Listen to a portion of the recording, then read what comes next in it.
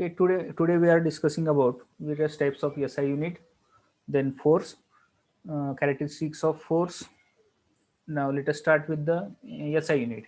SI unit means for International System of Units. For example, length L or mass M or the time S are fundamental units used in the mechanics. The unit of all other quantities may be expressed in terms of basic units. For example, as we know that the length is generally we are measuring in the meter, the mass is in kg, and time is in second. That's why if you are measuring the length in meter, the area will be in meter square, volume is in meter cube, and velocity, as we know that velocity is nothing but distance per unit displacement. Therefore, meter per second. Acceleration is nothing but what? Meter per second square. These are the units generally we are preferring in the SI units. Then density, kg per meter cube. For the forces, we are using the unit Newton. For the pressure, we are measuring in Newton per meter mm square or Newton per meter square. Work, we are measuring in joule, and joule is nothing but what? Newton meter. And power is measured in watt, and watt is nothing but what? Joule per second. These are the some standard units that generally we are using in the engineering mechanics. Now there are the some prefix generally we are preferring in the analysis and designs. As we are using the prefix tera, it means 10 raised to 12. It means that the 0 carries an 1 carries an 12 zeros. Then giga means 10 raised to 9, mega means 10 raised to 6, kilo means 10 raised to 3. Kilo, as we know that 1 kilo, okay, kilo means 10 raised to 3. It contains 1 contains 3 zeros.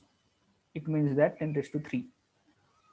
10 raised to 2 means 1 contains 2 zero or 100. We called it as hecto. Then 10 raised to 1 means deco. And there are the some abbreviations generally we are preferring for the tera T, for the giga G, for the mega M, for the kilo K, hecto H, and deca DA. Then for the smaller units, let us say 10 raised to minus 1 deci D, 10 raised to minus 2 centi, as we know that centimeter, okay, centi 10 raised to minus 10 raised to minus 2. Then milli 10 raised to minus 3, micro 10 raised to minus 6, nano 10 raised to minus 9, and pico 10 raised to minus 12. As we know that the nanotechnology generally we are using the word nano means 10 raised to minus 9. This much small amount of the consideration that we are considering in the nanotechnologies. That's why 10 raised to minus 9. The abbreviation is N. For the micro, generally we are preferring the abbreviation nu. For the milli, we are using the M, and for the centi, we are using the C. For the pico, we are using the P. Okay, these are the some of the prefix generally we are using in the analysis. Now let us see the what is meant by scalar and vector quantities. Now let's start with the first scalar. A quantity is said to be scalar if it is completely defined by magnitude alone. For example, scalars are length, area, time, and mass. Now let us take this example, length. Length required only one magnitude. That's why magnitude alone can define this quantity. Therefore, this quantity is nothing but what? Scalar quantity. And what is meant by vector quantity? The quantity is said to be vector if it is completely defined only when the magnitude as well as directions are specified. The example of vector quantities are displacement, velocity, acceleration, momentum, force, etc. These are the some of the examples of vector quantities. Now let us consider the force. Now force is nothing but what last time we have discussed. Force is nothing but what? It is the product of mass into acceleration, and the magnitude of force is defined by the Newton's second law. It states that the rate of change of momentum of body is directly proportional to the impressed force, and it takes place in the direction of force acting on it. Now let us summarize some characteristics of force. What are the characteristics of forces? The very first characteristics of force is the magnitude of force.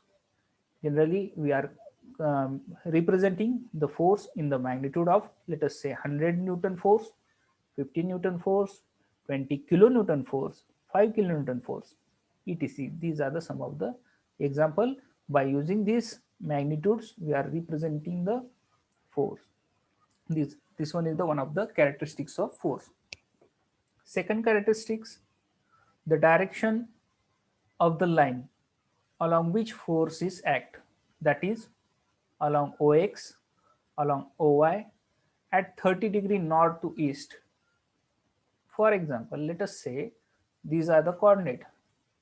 This one is the X coordinate, this one is the Y coordinate, and force is along X coordinate. It means that we say that this force along OA, along OY, and it makes an angle of, now let us say this one is making an angle of 30 degree.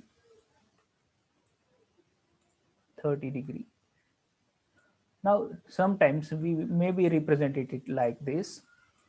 Now let us consider this one is the north side, this one is south side, this one is east side, and this one is the west side. Now this 30-degree north to east, this is making an angle to the north. 30, the force is, now let us say 30, and it makes an angle also 30. Force may be 30, 80, it may be whatever may be the force magnitude is there. It makes an 30-degree with the northeast. It means that it is the direction of the line along which forces acts. Okay, this one is the one of the characteristics of your force. Third one, the nature of force, that is whether the force is push or pull. Now let us say this box is pushed by this force F, and let us say this box is pulled. This one is pulling force. This one is pulling force, and this one is pushing force. This one is pulling force, and this one is pushing force. Either we should know the nature of force. Either it may be pushing or pulling. That is denoted by the placing any arrow ahead on the line of action of force. It means that this direction is representing whether this force is pushing or pulling. Now let us consider if I showing the direction like this one, it means that it is the pushing force. When I have shown the direction in this direction, it shows that the force is pulling type of force. Okay, therefore it is important that the arrow where it shows, the arrow is representing the whether it is pushing or pulling force. And fourth characteristics, the point at which the force acts on the body. Point at which the force acts on a body. Now let us say this body, and over which point, whether it is acting over this point or whether it is acting over this point, the point of application is important. Point of application is important. It means that to define or to the characteristics is, one is the magnitude, let us say 10 kilonewton is the magnitude, then direction, this one is the direction of force, then nature, whether it is pulling or this one is pushing force, and another one is the point of application where it is acting. It is the important point. Therefore These are the characteristics of your forces. It may be generally asked in your examination for what are the characteristics of force, and it may be asked in the MCQ examination also, what are the characteristics of force. In that case, you should know that the main characteristics are magnitude, then direction of force, then nature of force, and point of application of force. These are the main characteristics of your forces. Then the effect of force. Now what will happen when the force is acting over the body? It causes some effects. Okay, the force may produce the following effects on the body on which it acts. The very first effect, it may change the motion of body. It may change the motion of body. Now let us say this body is subjected to some force, and due to this force, let us say it is moving in this direction. But suppose I can apply the another force over this body. Now let us say the intensity is 10 kilonewton over here, and I have applied laterally, we are applying 20 kilonewton force over here. It means that the direction will change in here now. Due to this 20 kilonewton, more load I have applied in the left side. That's why the motion will be changing from right to the left side. It means that it may change the motion of body. That is, if the body is at rest, the force may set into the motion, and if the body is already in motion, the force may accelerate it. These are some of the example. If the body is at rest and we are applying the force, the body may be subjected to in motion, or body is in motion and we are applying the force, it may accelerate the body. It means these are some of the effects which are caused due to the force. Next, it may retard the motion of body. Retard means what? Acceleration and retardation. Retardation means deacceleration.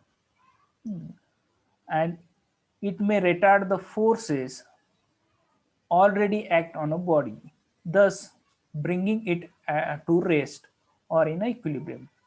It may again retard what? The force which is already acting over the body, and it may causes what?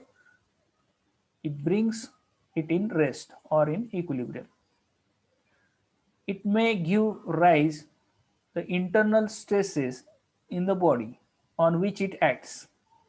It may give rise the internal stresses. Internal stresses means what? Now let us say this column, it is subjected to this force P, and to oppose this force, internally the column will exert the stress. Column will exert internal resistance, internal stress, which is nothing but what? Resistance offered by the body to the applied load. It may cause due to the force. It means that due to the force, what will happen? It may change the motion. It may retard the motion. It may retard the forces. It may give rise the internal stresses. These are some of the effects may be occur due to the force. Now the system of forces. These are very important part of your syllabus. System of forces. Now, as we have seen, what is meant by force? Force is nothing but what? Mass into acceleration. We are defining this force as well. We have if checking the characteristics of force, then we have checked the effect of force. Now the system of force. What is meant by the system of force? Now let us say first system, coplanar forces.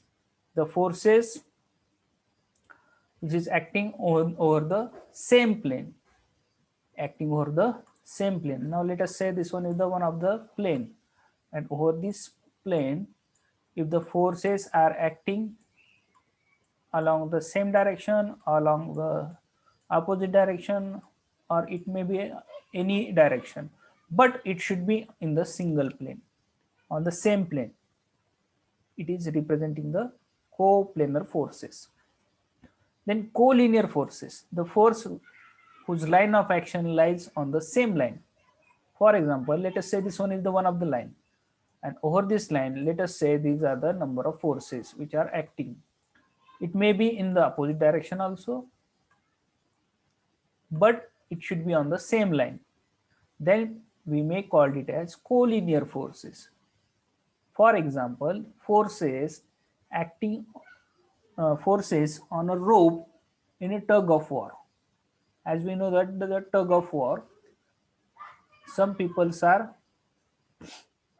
stretching this rope from this side, some people are stretching this rope from this side, and this is nothing but what your tug of war. And the forces which are acting over this rope is nothing but what collinear forces. Then next is the concurrent force. Concurrent force is nothing but what, if the forces meet at a point are known as concurrent forces. Now let us say these are the forces which are acting or meeting at a point. All the forces are meeting at a point. All the forces are meeting at a point. Therefore, these forces are called concurrent forces. All the forces meeting at a point. Previously, I have drawn a sketch like this one. In that force, I have shown one force like this one force like this one force like this one. These are non-concurrent. It means that no one single force is passing through the single point. It means that these are non-concurrent, and this one is concurrent force. Coplanar concurrent. It means that the forces are on the same plane and acting through a single point. The force which meet at a one point and their line of action lie on same plane, we known as coplanar forces. For example, force on a rod resting against the wall. These are some of the example of your coplanar concurrent forces. Then coplanar non-concurrent forces, as I have previously said that when the forces are do not meet at a point, but they the line of action lies on the same plane, are known as coplanar non-concurrent forces. For example, and ladder resting against a wall, then person standing on a rug which is not at an center of gravity. Then the non-coplanar concurrent forces, the forces which meet at a point but their line of action does not lie on the same plane, are known as non-coplanar concurrent forces. For example, tripod carrying and camera. Now let us say, as you might be saying, one tripod, and over that tripod, let us say one camera is there. Now this tripod, the forces acting from the same point, the forces acting from the same point, but the force is not in the same plane. The force is not in the same plane.